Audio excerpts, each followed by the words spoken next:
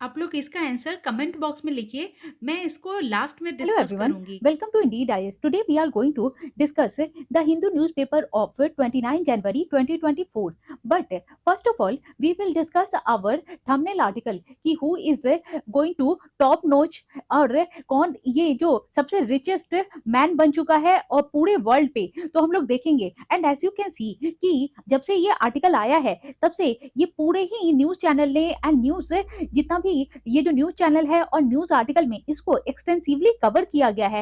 And as you can see कि ये हर साल निकलता है और उसी से हमें पता लगता है कि ये जो रिचेस्ट मैन पूरे वर्ल्ड में और पूरे इंडिया में कौन है। एंड हम देखेंगे कि ये जो फोर्ब्स इंडिया है वही इसका एवरी ईयर रिपोर्ट निकालता है कि और वही बताता है कि टॉप 10 रिचेस्ट पीपल कौन है पूरे वर्ल्ड में। और इस बार भी 2024 का भी ये रिपोर्ट निकला है और उसी से पता लगा है कि एलन मस्क नहीं है, एलन मस्क को पछाड़ करके ये जो न्यू मेंबर वो बना है वो पूरे वर्ल्ड में। एंड हम लोग उसके बारे में भी पढ़ेंगे। एंड ये जैसे आप देख सकते हैं ये सारा जो आर्टिकल है ये इसी पे बेस्ड है। एंड यू कैन सी कि इसको बहुत ज्यादा एक्सटेंसिवली कवर किया गया है, तो इसीलिए हम लोग भी इसको देखते हैं कि not Elon Musk world's richest man now is and who is. देखते हैं ये जो बर्नार्ड आर्लॉन्ड है, ये जो इन्होंने ही ये एलन मस्क को पीछे छोड़ करके एंड अब ये सबसे जो फर्स्ट पोजीशन इन्होंने फर्स्ट रैंक हासिल किया है। एंड ये जो ये कौन है, ये चेयरमैन है एंड सीईओ है लग्जरी जो ब्रांड है लुई विदों। एंड लुई विदों का पूरा नाम क्या है, एलवीएमएच, जो मोएट हेनेसी लुई विदों। तो उन्होंने ही ये जो टेस्ला के जो बॉस है और स्पेस एक्स के जो बॉस है एलन मस्क, उसको पीछे छोड़ करके फर्स्ट पोजीशन हासिल की है। And as I have already tell you की as I have already told you कि फोर्ब्स का इंडिया जो एवरी ईयर ये रिपोर्ट निकालता है कि कौन सबसे ज्यादा बिलियनियर है। एंड ये एक रियल टाइम का बिलियनियर लिस्ट निकालता है कि जो एक्चुअल समय पे जितना जिसके पास जो संपत्ति है, जितना जिसके पास जो स्टॉक है या प्रॉपर्टी है, उसी के बेसिस पे ये निकालता है कि किसने जो टॉप नॉच हासिल किया है एंड कौन वो सबसे टॉप पोजीशन पे अपना जगह बनाया है। तो हमने ये देखा कि जो लुई विदों के ऑनर है उसने ये जो फर्स्ट रैंक हासिल की है। एंड इन लोग का जो टसल है एलन मस्क का, and as you can see कि this is the he is the one, वो इन्होंने ही टॉप पोजीशन ये हासिल किया है। एंड ये है जो लुई विदों के ऑनर है एंड सीईओ है। एंड इनका और एलन मस्क का ये जो टसल चल रहा था ये 2 ईयर से चल रहा था कि ये थोड़े थोड़े से एक्चुअली नीचे हो जा रहे थे, लेकिन अभी हम लोग देखेंगे कि कैसे इन्होंने टॉप पोजीशन हासिल किया है। और ऐसा क्या हुआ कि एलन मस्क है ना पीछे छूट गए और उनको सेकंड पोजीशन मिली है। तो चलिए हम लोग देखते हैं। सबसे पहले तो हम लोग ये देखेंगे कि इनके पास कितनी प्रॉपर्टी है।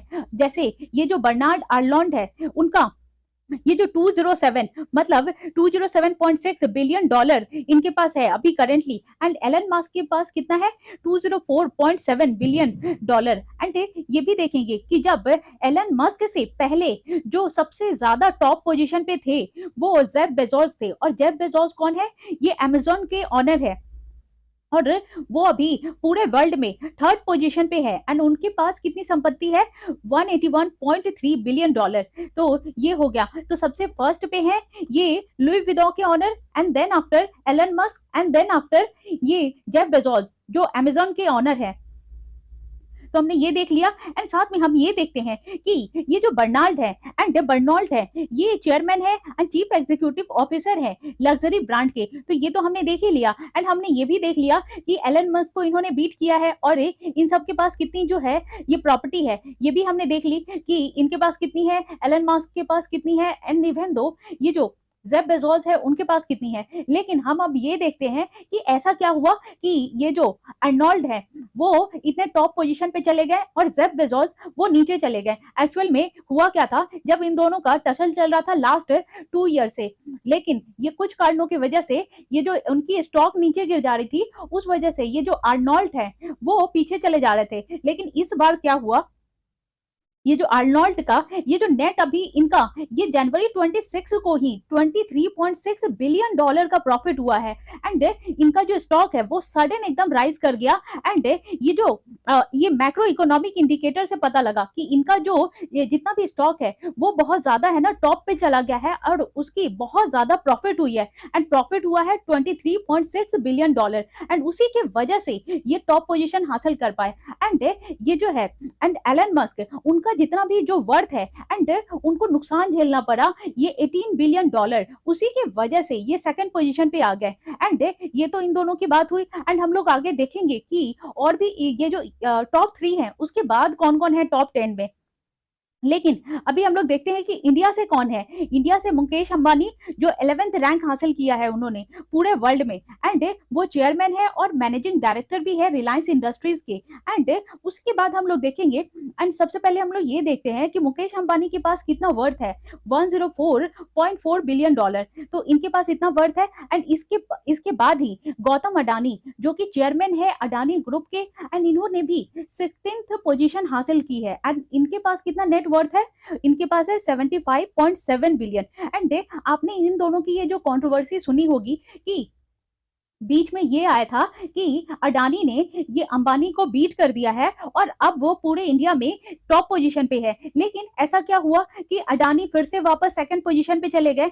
एक्चुअल में हुआ क्या था, जब यूएस बेस्ड एक शॉर्ट सेलर हिडनबर्ग रिसर्च के अनुसार पता लगा कि अडानी की जितनी संपत्ति है वो एक्चुअल में उससे ज्यादा दिखाते हैं और वो अपने स्टॉक और प्राइसेस से मैनिपुलेशन करते हैं। तो जब ये चीजें न्यूज में आई तो उनका सडन ये बहुत ज्यादा जितने भी स्टॉक है उसका दाम गिर गया और स्टॉक के प्राइसेस नीचे चले गए। एंड जितने भी जो अडानी का जो स्टॉक है वो भी नीचे चला गया। तो उसके वजह से वो फिर से ये सेकंड पोजीशन पे आ गए। और अभी भी उनका जो केस चल ही रहा है, जो हिडनबर्ग रिसर्च के अनुसार ये हिडनबर्ग और अडानी इन दोनों का केस चल ही रहा है कि हु इज राइट।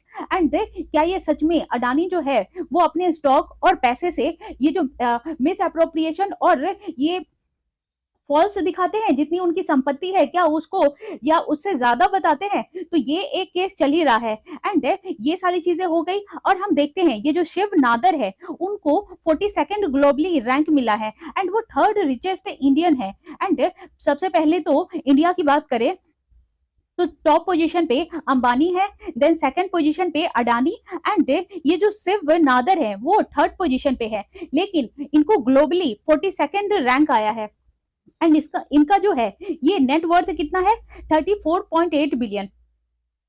एंड हम लोग देखते हैं पूरे वर्ल्ड में जो टॉप 10 कौन है। तो हमने टॉप 3 तो देख ही लिया कि लुई विटॉन के ऑनर है, देन आफ्टर ये एलन मस्क है, देन आफ्टर जेफ बेजोस है। लेकिन उसके बाद जो है ये ओराकल फाउंडर जिनका नाम है लेरी एलिसन। एंड उसके बाद ये जो मेटा को फाउंडर है मार्क जुकरबर्ग जो फेसबुक के जो ऑनर है वो। एंड उसके बाद ये जो Berkshire Hathaway CEO Warren Buffett and Alphabet को फाउंडर लैरी पेज। एंड उसके बाद बिल एंड मिलिंडा गेट के जो फाउंडर है एंड जो फाउंडेशन को चेयर करते हैं वो बिल गेट्स।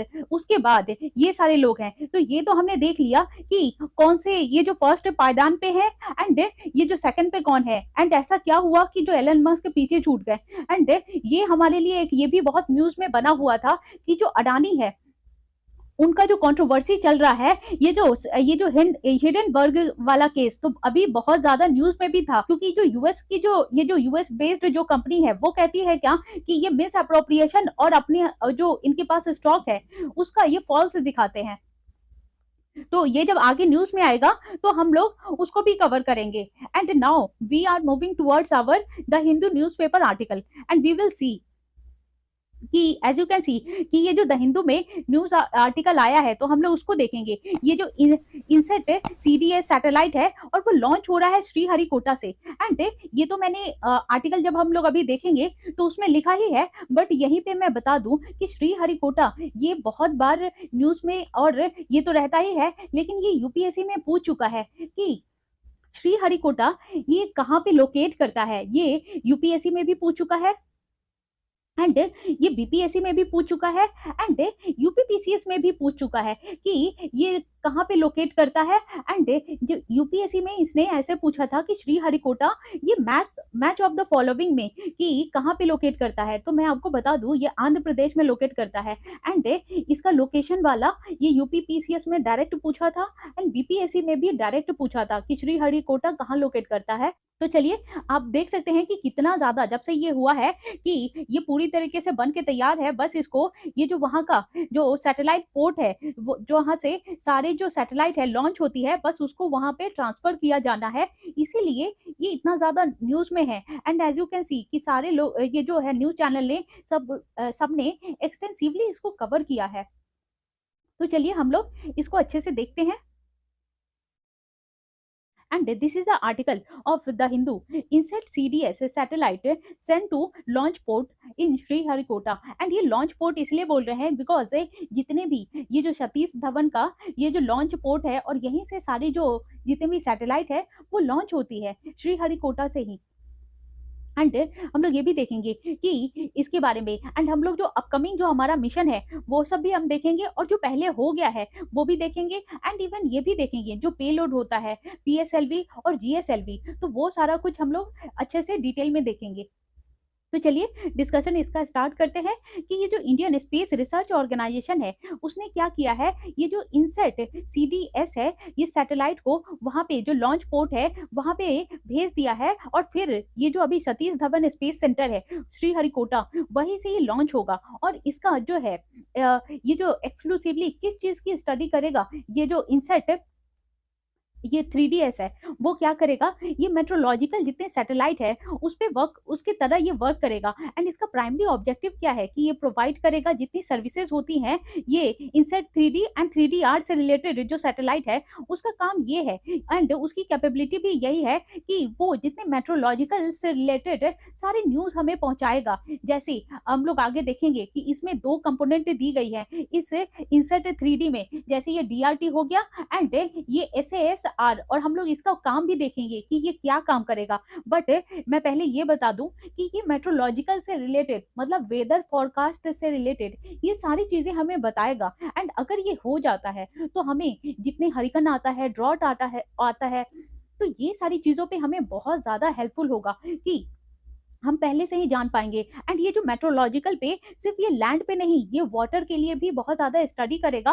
और अगर वाटर में भी कुछ ऐसी हो रही है कि अगर कोई सुनामी आ रहा है साइक्लोन आ रहा है अगर कुछ भी ऐसा आ रहा है तो ये हमें पहले ही अवेयर कर देगा। तो ये सारी चीजें अगर ये लॉन्च हो जाता है तो हम जितना डिजास्टर वाली चीजें होती हैं तो हम पहले से ही अवेयर रहेंगे, पहले से ही हम सारा प्रिकॉशन ले लेंगे, तो ये हमारे लिए बहुत अच्छी चीज हो जाएगी और जो भी डिजास्टर होता है तो उससे हम लोग बच सकते हैं। एंड ये जो सैटेलाइट है वो likely to be launched on board GSLV F ये जो 14 है उस पे नेक्स्ट मंथ लॉन्च किया जाएगा इसको। एंड हम लोग अभी देखेंगे भी इसको कि GSLV क्या होता है, ये कैसे वर्क करता है एंड इसका जो है ये कैसे काम करता है और ये लोअर ऑर्बिट में होता है या फिर मीडियम अर्थ ऑर्बिट में जाता है या फिर हायर अर्थ ऑर्बिट में, हम ये भी अभी देखेंगे। एंड ये दूसरा जैसे ये सतीश धवन है जहां से सैटेलाइट लॉन्च होता है उसी तरह से ये एक युवा राव सैटेलाइट सेंटर भी है और वो कहाँ लोकेट करता है, बेंगलुरु में, तो ये भी इंपॉर्टेंट है। एंड हम लोग ये भी देखेंगे कि ये जो और कौन इसको लीड कौन कर रहा है। एंड एज वी नो कि सैटेलाइट और स्पेस से रिलेटेड जितने जो चीजें होती हैं उसके ये चेयरमैन कौन होता है, तो ये जो चेयरमैन तो हमें पता ही है कि S सोमनाथ है, लेकिन ये जो अभी इसको हेड कौन करता है, तो हेड कौन करता है वो हमारे प्राइम मिनिस्टर वो हेड करते हैं। लेकिन इसमें भी एक मिनिस्ट्री बांटी गई है एंड ये किस मिनिस्ट्री में आता है, मिनिस्ट्री ऑफ अर्थ साइंसेस। तो स्पेस से एंड सैटेलाइट वाली जितने भी चीजें होती हैं वो मिनिस्ट्री ऑफ अर्थ साइंसेस में आती हैं। एंड हम लोग ये भी देखते हैं कि इस सैटेलाइट को जो डिजाइन किया गया है तो वो क्या करेगा, वो इन्हांस करेगा जितने भी मेट्रोलॉजिकल जो ऑब्जर्वेशन है उसको और मॉनिटर करेगा लैंड को एंड ओशियन को।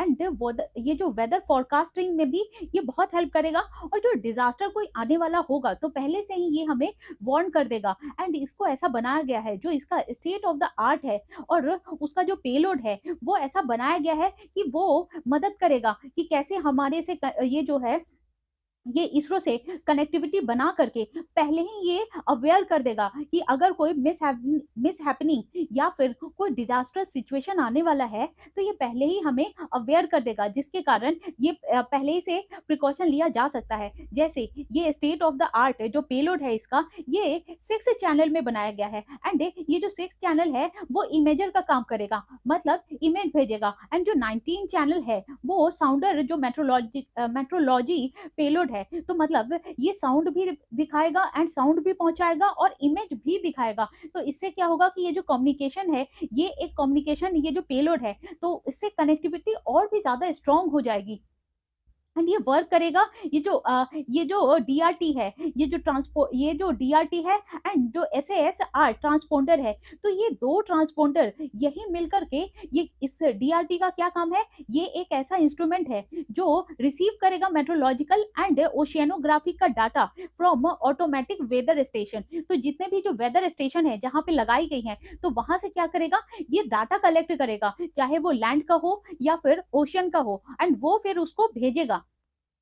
एंड ये जो एसएएसआर ट्रांसपोंडर है वो क्या करेगा, ये इनकॉर्पोरेट करेगा सैटेलाइट से, और जहाँ पे जो सैटेलाइट ये गई है, तो ये डीएटी क्या करेगा, वो डाटा सैटेलाइट पे करेगा। एंड ये जो सैटेलाइट है एंड ये जो एसएएसआर ट्रांसपोंडर है, वो सैटेलाइट से जा करके ये सिग्नल भेजेगा, और सिग्नल जो है जो इसरो का, वो डिटेक्ट करेगा इस सिग्नल को, एंड उसके बाद ये जो भी सर्विसेज देगा वो हम तक पहुंच जाएगी। तो ये क्या करेगा, जो डीआरटी एंड जो एसएएसआर है वो मेजर रोल प्ले करेगा। एंड एक तो करेगा कि ये जितने भी मिस हैपनिंग चीजें हैं वो ये स्टडी करके, चाहे वो लैंड हो या फिर ये ओशन हो, वहां से ये सिग्नल लेगा एंड सिग्नल फिर ये क्या करेगा, ये एसएएस को भेजेगा, और ये एसएएस क्या करेगा, जो इसरो ने जितने भी चीजें दी है तो वहां पे ये सिग्नल देगा, और तभी जा करके ये स्टडी कर पाएगा कि अच्छा यहाँ पे कोई ऐसे हरिकेन आने वाला है या फिर कोई ड्रॉट आने वाला है या फिर कुछ भी आने वाला है। इवन दो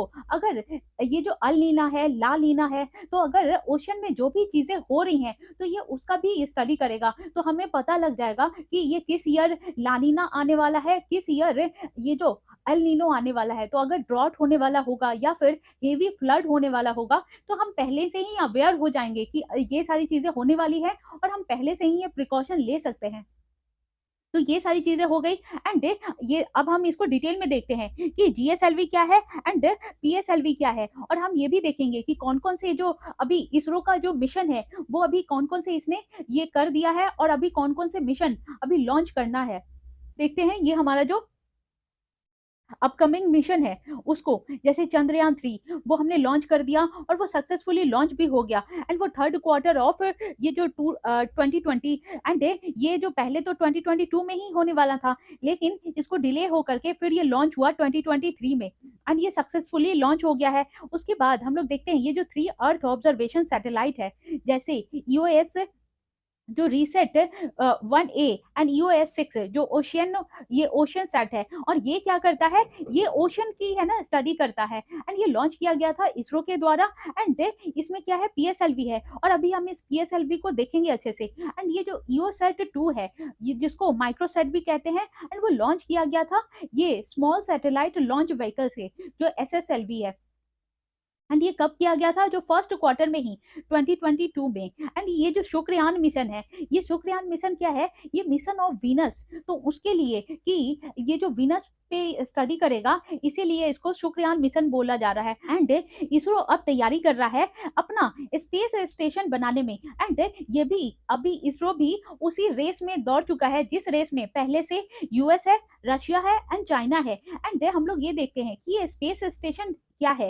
एक्चुअल में स्पेस स्टेशन वो है जो भी लोग अगर अगर ये अभी इसरो क्या कर रहा है, ये पहले जितने भी जो सैटेलाइट जाती थी वो अनमैन एरियल व्हीकल था। अनमैन एरियल व्हीकल का मतलब कि कोई उसमें इंसान नहीं जाता था, सिर्फ सैटेलाइट जाता था स्पेस में। लेकिन अब इसरो तैयारी कर रहा है वहां पे पीपल को भेजने का, मतलब मैन को भेजने का। तो अब जब वो लोग जाएंगे तो वहां पे जितने भी दिन स्टडी करना होगा, तो वो ऐसा तो पॉसिबल नहीं है कि वो जाए कुछ दिन के लिए स्टडी करे फिर अर्थ पे आ जाए एंड फिर वो जाए स्पेस में, तो ऐसा पॉसिबल नहीं है। तो उनके रुकने का, खाने का, जो भी बेसिक नीड्स है एंड बेसिक जरूरत है, तो उसके लिए वो वहां पे रुक सकते हैं। उसी के लिए ये एक स्पेस स्टेशन बनाया जा रहा है।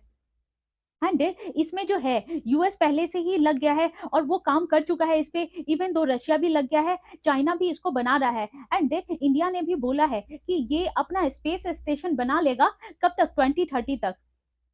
एंड ये जो एक्सपोसेट है, एंड एक्सपोसेट जो लॉन्च हुआ वो 1 जनवरी, ये जो 2024 को ही, एंड इसको मैंने, ये जो 1 जनवरी का द हिंदू है उसको मैंने एक्सटेंसिवली ये बताया है एंड अच्छे से एनालाइज किया है एंड डिस्कस किया है, तो आप जाकर के देख सकते हैं। इवन दो मैंने ये भी बताया है कि ये जो एक्सपोसेट है वो लॉन्च हुआ था किसकी मदद से, तो ये लॉन्च हुआ था एक्सपोसेट ये इसरो एंड जो टेस्ला के साथ है, क्योंकि इसका जो एक्सपोसेट है वो इतना ज्यादा हेवी है। कैपेसिटी कितनी है इसरो की, जो वहां पे श्रीहरिकोटा है, एंड उसका कैपेसिटी है सिर्फ 4000, कि वो किसी 4000 को या 4000 के नीचे के ये जितने भी सैटेलाइट होती हैं, मिसाइल होती है, उसको लॉन्च कर सकता है। लेकिन ये जो एक्सपोसेट है, एक्सपोसेट एक्चुअल में 45 ये जो 100 kg का है, एंड ये इतनी जो है श्रीहरिकोटा की क्षमता नहीं है, इसीलिए एक्सपोसेट मस्क का स्पेस एक्स है वहां से इसको लॉन्च किया गया था। एंड ये जो एक्सपोसेट क्या है, ये एक कॉस्मिक रेज है और ये एक कम्युनिकेशन सैटेलाइट है। तो कम्युनिकेशन सैटेलाइट क्या करेगा, अगर ये लॉन्च हो जाता है एंड ये प्रॉपर वर्क करता है तो हमारे लिए ये बहुत ज्यादा बेनिफिशियल होगा। और वो कैसे, क्योंकि ये एक कम्युनिकेशन सैटेलाइट है, अगर ये अच्छे से वर्क करेगा तो ये 1 GB जो है, 1 GB मात्र ये 40 सेकंड में ये डाउनलोड कर सकते हैं, एंड 40 सेकंड में ये उसकी स्पीड से चलेगा। तो अगर ये लॉन्च हो जाता है और ये प्रॉपर तरीके से अगर काम करेगा तो जितने भी नेट की चीजें हैं, डिजिटल वाली चीजें हैं, एंड जो भी हम डिजिटली यूज करते हैं, तो उसकी स्पीड और ज्यादा बढ़ जाएगी। और ये जितने भी सारी चीजें हैं उसका जो अभी काम हो रहा है वो जो स्पेस में और भी ज्यादा फास्ट फास्ट होने लगेगा, तो ये हमारे लिए बहुत ज्यादा बेनिफिशियल होगा। एंड अभी देखा है हमने कि ये जो आदित्य L1 है वो भी अभी लॉन्च हुआ है। तो आदित्य L1 को भी मैंने अच्छे से एक्सटेंसिवली एनालाइज किया था और हमने डिस्कस किया था। अगर आपको देखना है तो मैं उसका लिंक डिस्क्रिप्शन बॉक्स में डाल दूंगी, आप देख सकते हैं। तो ये भी लॉन्च हुआ है एंड ये 1.5 मिलियन किलोमीटर है अवे है ये L1 जो लैग्रांजियन पॉइंट है उससे। एंड ये आदित्य L1 का मिशन क्या है, ये स्टडी करेगा सन का, ये सन में जितने फोटोस्फीयर होते हैं या फिर कोरोना होता है उसका, तो ये उसकी स्टडी करेगा। एंड जो आउटर लेयर होता है जहाँ पे ये मैग्नेटिक फील्ड निकलता है एंड जो रेस निकलती है, तो ये सारी चीजों का ये स्टडी करेगा और ये भी सक्सेसफुली लॉन्च हो गया है। तो ये हमारे लिए बहुत अच्छी बात है कि इसरो ने ये बैक टू बैक बहुत सक्सेसफुल ये सारी चीजें, पहले तो ये चंद्रयान 3 सक्सेसफुली लॉन्च किया एंड देन उसके बाद ये एक्सपोसेट सक्सेसफुली लॉन्च किया एंड उसके बाद आदित्य L1 भी लॉन्च किया। एंड ये जो लैग्रांजियन पॉइंट है ये एक्चुअल में 5 होता है एंड उसी का एक पॉइंट है जो L1, तो वहीं से लॉन्च किया गया है, इसीलिए आदित्य L1 मिशन बोला जाता है। एंड ये जो 5 लैग्रांजियन पॉइंट है उसमें से 2 तो हैं जो सेलेस्टियल बॉडीज हैं एंड वहां पे पहुंचा जा सकता है और वहां पे किसी भी सैटेलाइट को लोकेट किया जा सकता है। लेकिन बाकी के जो 3 है वो इतना ज्यादा उनकी ग्रेविटेशनल पुल होती है कि वहां पे किसी भी सैटेलाइट को रखना और पहुंचाना वो नामुमकिन है। इसीलिए जो L1 है और L2 है वहीं पे ये सैटेलाइट को लोकेट किया जा सकता है और पहुंचाया जा सकता है। तो ये हो गया। अब हम देखते हैं कि ये जो इसरो का लॉन्च व्हीकल के बारे में, कि इसमें लॉन्च व्हीकल 2 होते हैं, एक तो PSLV एंड दूसरा GSLV। एंड PSLV क्या है, पोलर सैटेलाइट ये जो लॉन्च व्हीकल, और GSLV क्या है, geosynchronous satellite launch vehicle. And हम लोग देखते हैं कि ये PSLV क्या है एंड GSLV क्या है। तो PSLV जो है वो अर्थ ऑब्जर्वेटरी है, क्योंकि ये अर्थ को ऑब्जर्वेशन करने का काम करता है और इसी को रिमोट सेंसिंग भी बोलते हैं।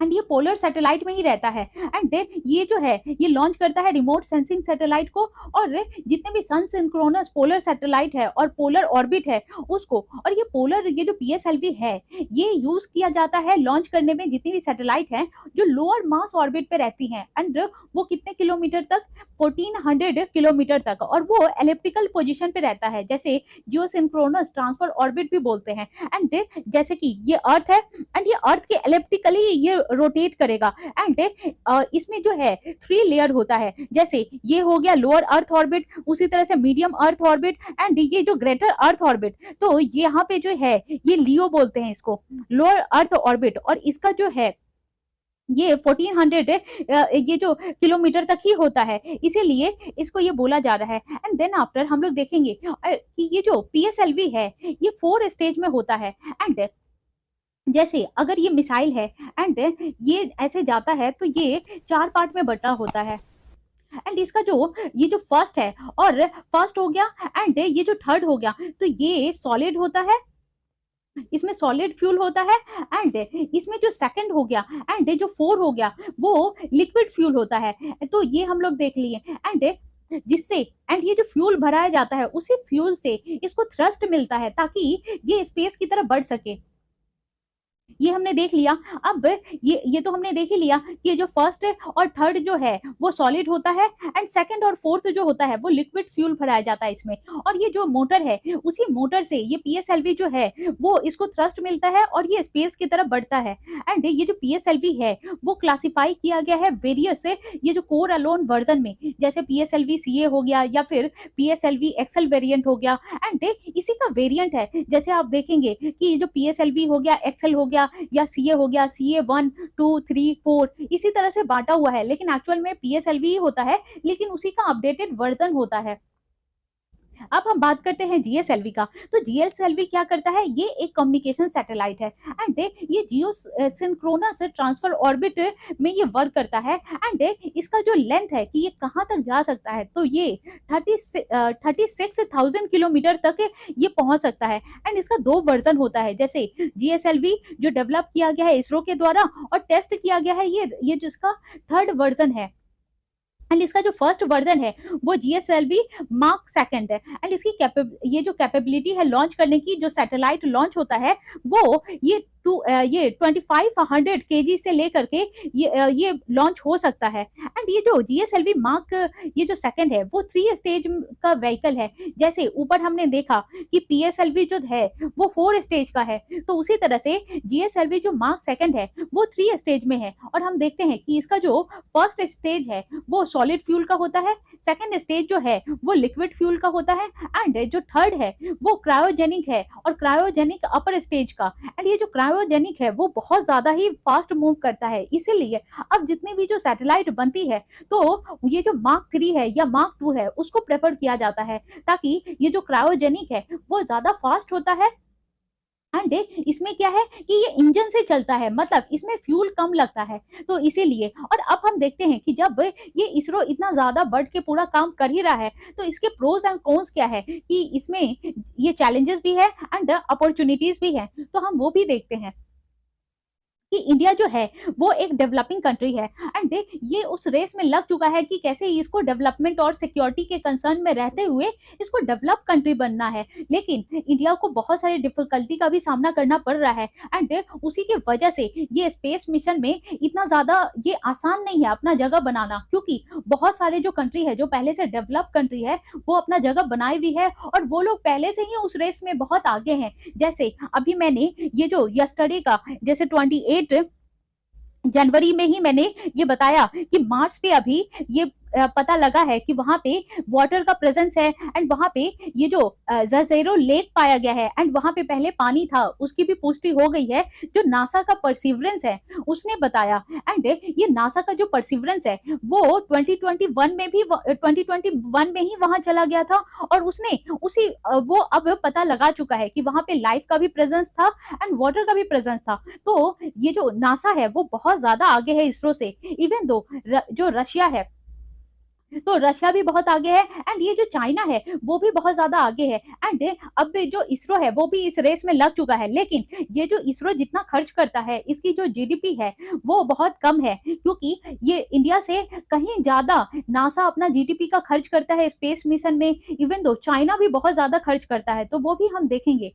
एंड ये हमने देखा कि कैसे सक्सेसफुली वो जो मॉम लॉन्च किया गया था मार्स ऑर्बिटल मिशन वो सक्सेसफुली लॉन्च हुआ है। एंड उसका जो रोवर है वो मून पे जाने का वो भी सक्सेसफुली लॉन्च हुआ। तो इससे क्या हुआ कि जो इसरो है उसको एक बूस्ट मिल गया है कि आगे वो और स्पेस मिशन में अच्छा कर सकता है, तभी जाके इंडिया और ज्यादा आत्मनिर्भर भारत के तहत ये सेल्फ रिलायंट हो रहा है। एंड ये जितने भी सैटेलाइट हैं वो खुद ही वो मिलिट्री के लिए जो है वो कर रहा है, लेकिन अभी भी बहुत सारी जो चीजों चीजों की वजह से इसको रिलायंट रहना पड़ता है नासा के ऊपर। जैसे अभी हमने देखा जो एक्सपोसेट है, वो जो मिसाइल है वो 4500 केजी का था, और उतनी ज्यादा जो इसरो की क्षमता नहीं है, तभी जा करके इसको जो एलन मस्क का ये स्पेस एक्स है वहां से वो मिसाइल लॉन्च करवानी पड़ी। तो ये जो है मिलिट्री के लिए एंड एक वल्नरेबिलिटी ये साबित करता है कि अभी भी हमें जो डेवलप कंट्रीज है उस पर डिपेंड रहना पड़ रहा है। जैसे ये एंटी सैटेलाइट मिशन है एसैट,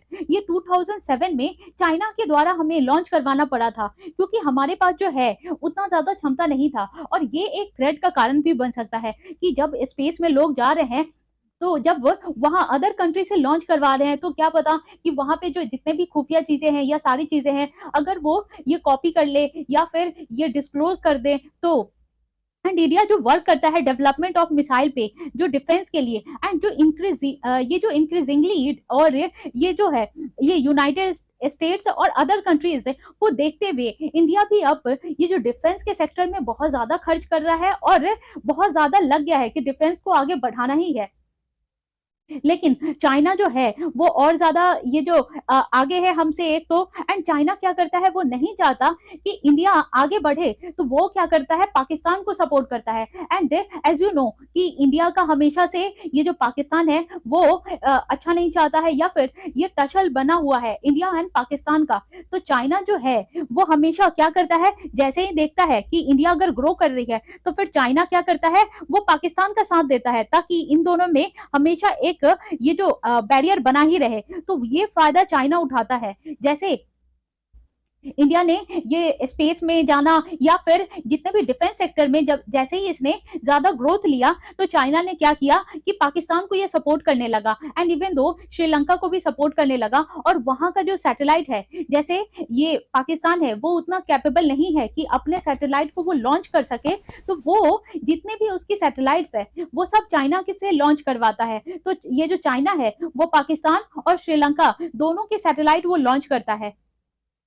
तो ये हमने देखा, एंड ये हमने देखा कि ये जो हाईली अभी एक डिकेड से ये एक क्रिटिकल सिचुएशन बना हुआ है कि ये बहुत सारे जो है स्पेस में जाने का, और ये बहुत सारी जो कंट्रीज है वो इसी रेस में लग गई हैं कि कौन किससे आगे है। एंड उसमें जो है यूएसए भी एंड ईयू भी, तो वो सारे लोग जो है एक कंडक्ट कर रहे हैं कि कैसे जो स्पेस में तो सारे लोग लग गए हैं, लेकिन साथ के साथ ये भी देखा जा रहा है कि ये सेफ गार्डिंग भी रखने का, ये स्पेस को भी, अदरवाइज स्पेस में इतनी सारी मिसाइलें जा रही हैं, तो हो सकता है कि स्पेस में बहुत ज्यादा गैदरिंग हो जाए, और वो स्पेस से जितने जो मिसाइल हैं, जो सैटेलाइट है, वो जब ये जंग खा करके नीचे गिरेंगी, तो वो ये सारे लोगों के लिए भी बहुत ज्यादा डिजास्टर्स हो सकता है।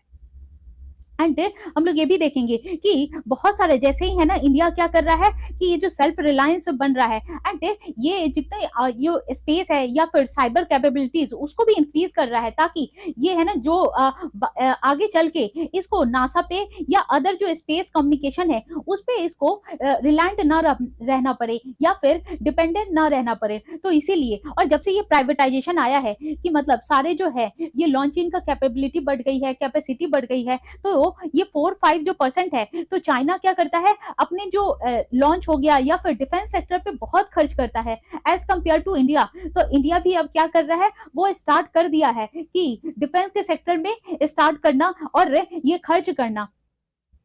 और ये जो इसरो का अभी इंटरनल कॉन्स्ट्रेंट भी है उसकी कैपेसिटी को लेकर के, क्योंकि हमने देखा कि इसरो क्या करता है कि ये सिर्फ 4000 केजी तक ही ये सैटेलाइट लॉन्च कर सकता है। अगर इससे ज्यादा अगर वेट होगा सैटेलाइट का, तो इसको फिर जितने भी डेवलप्ड कंट्री है ये उस पर डिपेंड रहना पड़ता है। जैसे कि ये जो एक्सपोसेट था उसके लिए इसको डिपेंड रहना पड़ा, इसने फिर ये जो स्पेस एक्स से लॉन्च करवाया। एंड ये यूएस का जो प्रेसिडेंट है डोनाल्ड ट्रंप, उन्होंने 2018 में ही बोला था कि ये जो स्पेस का जो फोर्स है वो 6 ब्रांच में बांटा गया है, जो अमेरिकन आर्म फोर्सेज है। और ये बहुत वरी का कारण भी है इंडिया के लिए, क्योंकि ये सारी कंट्री जैसे इतना ज्यादा ये डेवलप करेंगी और सारी चीजें आगे आगे बढ़ेंगी, तो इंडिया के लिए भी ये बहुत ज्यादा दिक्कत वाली बात हो जाएगी। एक तो इंडिया बहुत जल्दी उनको कॉम्पिटिट नहीं कर सकता है, एंड वो कहीं पीछे ना छूट जाए, और तीसरा कि इसको डिपेंड रहना पड़ेगा इंडिया को अदर जो डेवलप्ड कंट्री है उस पे। तो ये सारी चीजें हैं। एंड अभी जो है स्पेस के क्षेत्र में ये एलन मस्क और ये जो रिचार्ड ब्रेंसन है, ये दोनों ही स्पेस की एक्टिविटीज में बहुत ज्यादा लग गए हैं। बिकॉज ये जैसे वहां पे अदर कंट्रीज में क्या है कि ये जो एलन मस्क का जो ये स्पेस एक्स है वो एक प्राइवेट कंपनी, ये कंपनी है, एंड रिचार्ड ब्रेंसन वो भी एक प्राइवेट कंपनी है। लेकिन ये लोग क्या कर सकती हैं, नासा के साथ वर्क कर सकती हैं, जबकि ये प्राइवेट कंपनी है। लेकिन इंडिया में ऐसा नहीं है, जो गवर्नमेंट की जो कंपनी है वही इसरो के साथ वर्क कर सकती है। जो अब जाकर के कुछ कुछ कंपनी को ये इंडिया ने अलाउ कर दिया है कि जो प्राइवेट कंपनी है वो भी इसरो के साथ काम कर सकती हैं। तो इस तरह से अब ये जो इंडिया भी आगे बढ़ रहा है, लेकिन अभी भी जो चाइना हो गया या फिर जो यूएसए हो गया, उसको कॉम्पिटिट करना या फिर उसको पछाड़ना अभी उतना आसान नहीं है। तो यही सारी चीजें हैं। अब हम चलते हैं हमारे दूसरे आर्टिकल पे कि Germany seek inter governmental deal for submarines with India. कि ये जो सबमरीन का है, एज यू कैन सी कि ये जर्मनी के ने इंडिया के साथ डील साइन किया है, और इसके बारे में भी हम लोग देखेंगे। एंड साथ के साथ कि इंडिया का ये जो जर्मनी के साथ कब से रिलेशन बना और क्या क्या जो डील साइन हुए हैं अभी तक, ये तो ये जो स्पेस के सेक्टर में, सबमरीन के सेक्टर में, एंड अदर जो ट्रेड के सेक्टर में, तो वो सारी चीजें भी हम डिटेल में देखेंगे।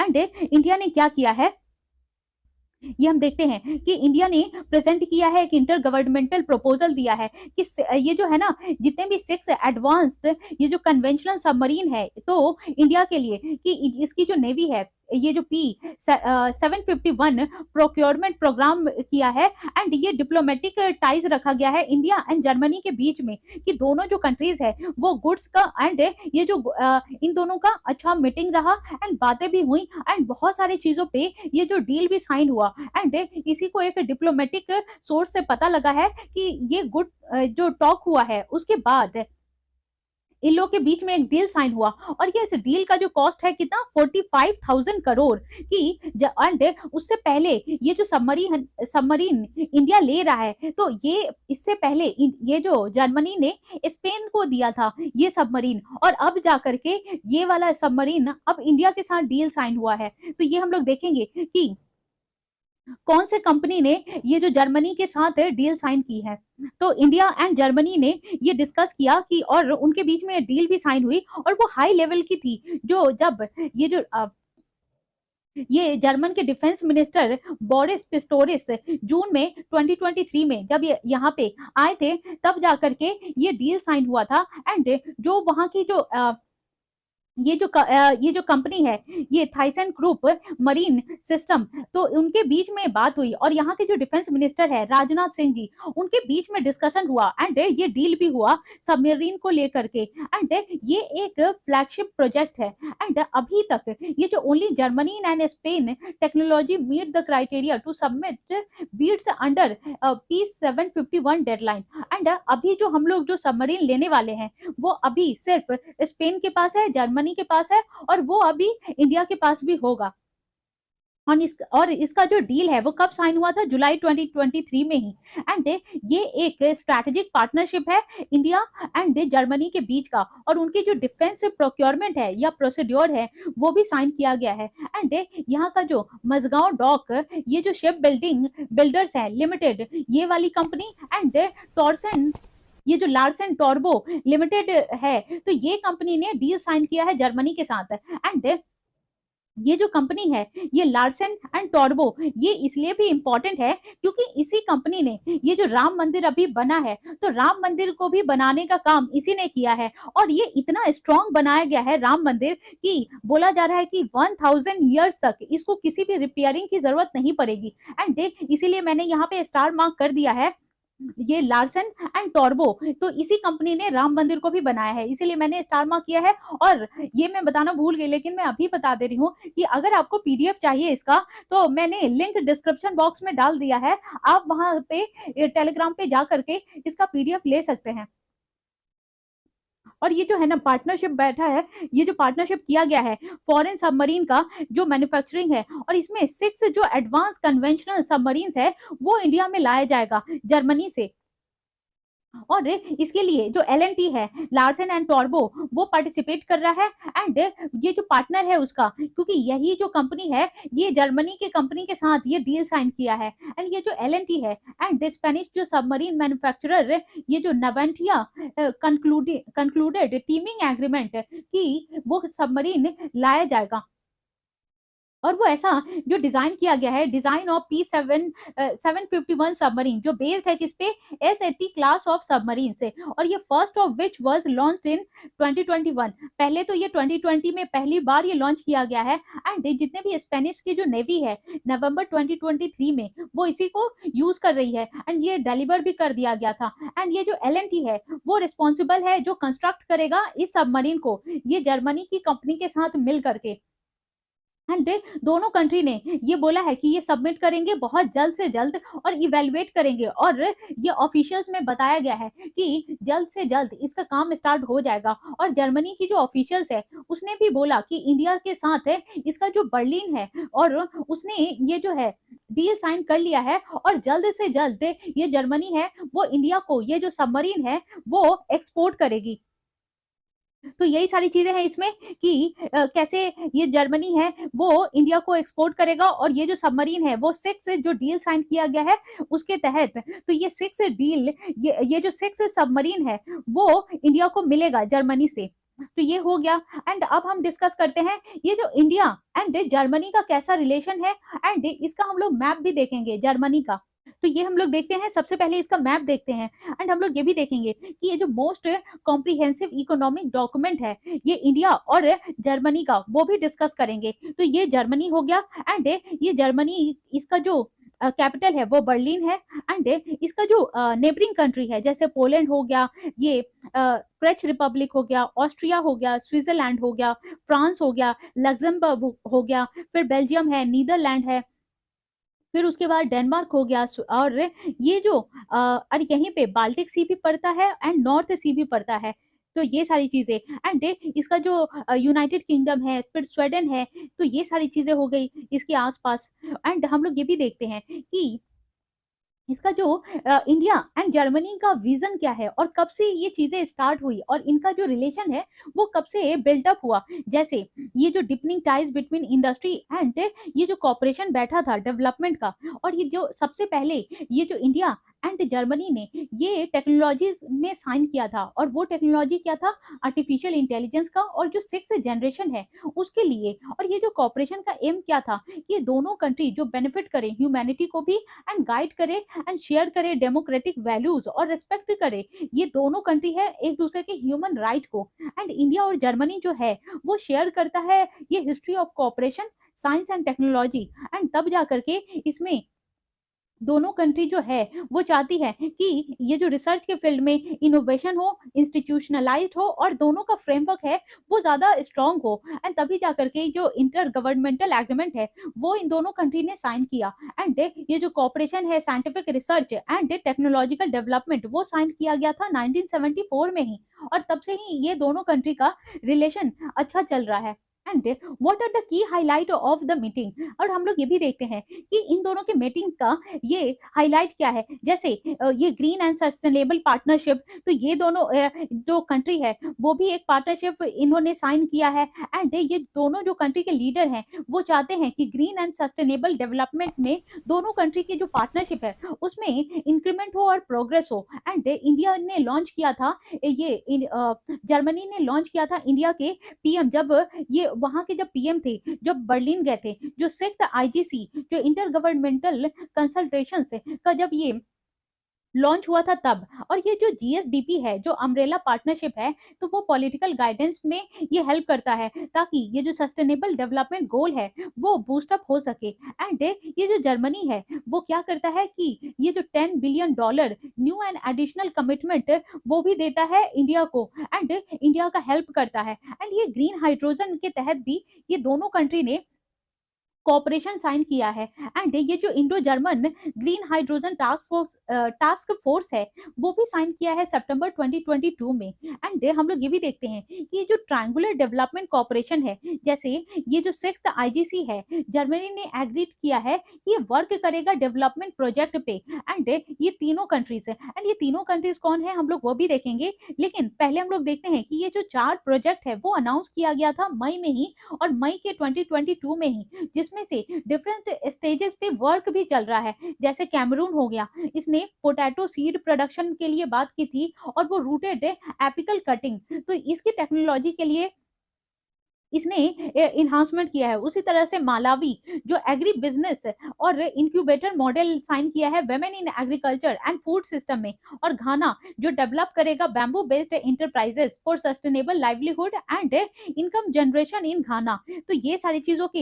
ये जो कंट्री है उनके साथ मिलकर के ये जो जर्मनी है और इंडिया ये दोनों वर्क कर रही है। और उसी तरह से पेरू जो डेवलपमेंट ऑफ ए ये जियो स्पेशियल पोर्टल प्रोटोटाइप है वो प्लान कर रहा है, मॉनिटर कर रहा है एंड इवेलुएट करेगा। जो ministry of development and social inclusion है वो पेरू के वो, एंड ये सारे प्रोग्राम चलाई गई हैं। एंड उसी तरह से जो इंडो पैसिफिक ओशियन इनिशिएटिव लिया गया है, तो जर्मनी क्या कर रहा है, ये इंडो पैसिफिक ओशियन इनिशिएटिव के तहत ये इंडिया के साथ मिल करके ये जो ओशियन में भी प्रोग्रेस दिलाने का काम कर रहा है। और उसी तरह सबमरीन पे भी बात की गई है। जैसे ये दोनों कंट्री है उन्होंने डिस्कस किया कि जर्मनी क्या करेगा, बिल्ड करेगा किसके साथ, जो इंडिया की 6 कन्वेंशनल सबमरीन है उसके साथ, और उसमें जो इंडियन नेवी है उसको बहुत ज्यादा फायदा होगा। अब हम लोग बात करते हैं what are the key fact about Germany. तो जैसे इसकी जो बॉर्डरिंग कंट्री है, ये हमने देखा कि 9 बॉर्डरिंग कंट्रीज है, जैसे फ्रांस हो गया, लग्जमबर्ग हो गया, डेनमार्क हो गया, बेल्जियम हो गया, स्विट्जरलैंड हो गया, ऑस्ट्रिया हो गया, Czech Republic, Netherland and Poland. और ये लोकेट कहाँ करता है, ये सेंट्रल यूरोप में लोकेट करता है। और ये बॉर्डर किससे करता है, ये जो बाल्टिक सी है एंड देन जो नॉर्थ सी है। एंड ये रिवर कौन कौन सी फ्लो करती है वहां पे, जैसे देनब हो गया, ये जो रहाइन हो गया, एम्स हो गया, वेसर हो गया, एल्बे एंड ऑर्डर। तो ये सारी रिवर फ्लो करती है। एंड ये जो फॉरेस्ट कौन कौन सी है वहां पे, ये ब्लैक फॉरेस्ट है जो जर्मनी की सबसे largest and most famous wooded area का ये जो फॉरेस्ट है। एंड ये लोकेट कहाँ करता है, south west near the Swiss border, तो वहां पे लोकेट करता है। और ये सोर्स है किसका, ये जो देनब रिवर है, तो one of the longest river है वहां का। एंड वहीं से ये जो इसी फॉरेस्ट से बह करके आती है। एंड ये फॉर्म ऑफ गवर्नमेंट कैसा है वहां का, तो federal parliamentary republic with president as a head of state. तो वहां पे ये जो प्रेसिडेंशियल ये गवर्नमेंट चलता है, मतलब वहां पे जो है हेड ऑफ गवर्नमेंट कौन है, प्रेसिडेंट है, and chancellor as the head of government. तो ये वहां के ये जो चांसलर और प्रेसिडेंट है ये दोनों ही बहुत इंपॉर्टेंट है वहां पे। एंड मेन इंडस्ट्री जो चलती है जैसे रूहर, ये हैनोवर, मुनिश, फ्रैंकफर्ट एंड ये सारी जो है, और स्टटगर्ट, तो ये सारी जो इंडस्ट्रियल एरिया है और रीजन है। एंड उसी से रिलेटेड एक प्रीलिम्स का ये जो क्वेश्चन भी है, which one of the following pair is not correctly matched, जैसे बर्लिन राहाइन में, लंदन थेम्स, न्यूयॉर्क हडसन और वियना डेनब। तो आपको ये जो है इसका आंसर जो है मैं बताती हूँ कि ये जो इसमें पूछा गया है कि नॉट करेक्टली मैच्ड, तो नॉट करेक्टली मैच जो है वो बर्लिन का रहाइन नहीं है। एक्चुअल में बर्लिन जो सिचुएटेड है कहाँ पे, स्प्री रिवर में, तो ये इसका आंसर स्प्री रिवर है, नॉट बर्लिन। एंड ये जो रन करता है through Germany and northern craze Republic, और इसका इसीलिए आंसर है फर्स्ट, जो कि ये करेक्ट आंसर है स्प्री, ना कि ये जो रहाइन। तो यही सारी चीजें हैं इसमें। एंड हमने जितने भी इंपॉर्टेंट आर्टिकल थी वो सारा कुछ ये हमने डिस्कस कर लिया है। So thank you very much. आप लोग इसी तरह से लाइक करते रहिए, शेयर करते रहिए एंड सब्सक्राइब करते रहिए। So thank you.